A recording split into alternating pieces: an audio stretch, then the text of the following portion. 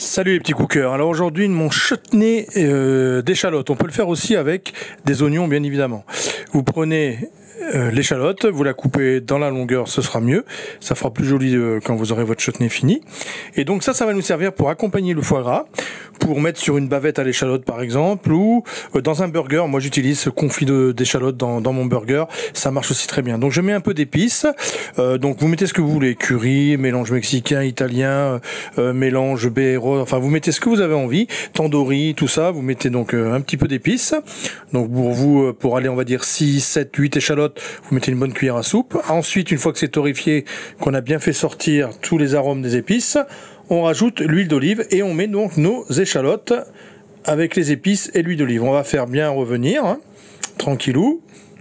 Vous allez voir, c'est super simple. Après, il faut attendre le temps que le vin rouge va se réduire. Donc là, on va les faire au vin rouge hein, pour avoir un chutney rouge. Mais on peut très bien remplacer le vin rouge par du vin blanc. On est bien d'accord, hein, pour faire un chutney blanc. Ou un confit de chalotte blanc. Donc là je remets un peu d'huile d'olive parce que c'était un petit peu sec, hein, il y avait une grosse quantité.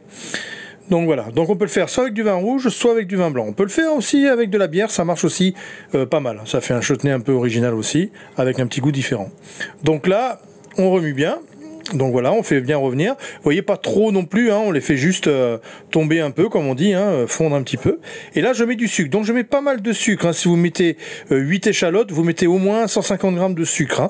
Donc un chutney, c'est confit, hein, c'est confit dans le sucre. C'est très sirupeux, hein, bien évidemment. Donc ça aura un côté sucré, hein, bien évidemment. Hein.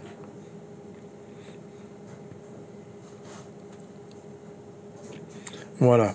Donc là, on met le sucre. Vous voyez, regardez. La tombée d'échalote, le sucre est dessus. Voilà, parfait. Et on va rajouter une petite touche de miel là. Voilà, moi je remets. Donc vous mettez une bonne cuillère à soupe de miel aussi, en plus des 150 grammes de sucre et les 8 échalotes, hein, plus vos épices. Et après on va mettre le vin. Donc on va mettre du vin rouge ensuite. Donc là je balance le vin rouge. Je fais un petit effet d'optique. Hein. Vous avez vu, je m'amuse. Hein, en haut. Bon après vous allez voir, il y a le cubi. Donc je prends quand même un bon petit vin. Là c'est pas un Saint-Émilion 1922, mais vous prenez quand même un bon petit vin.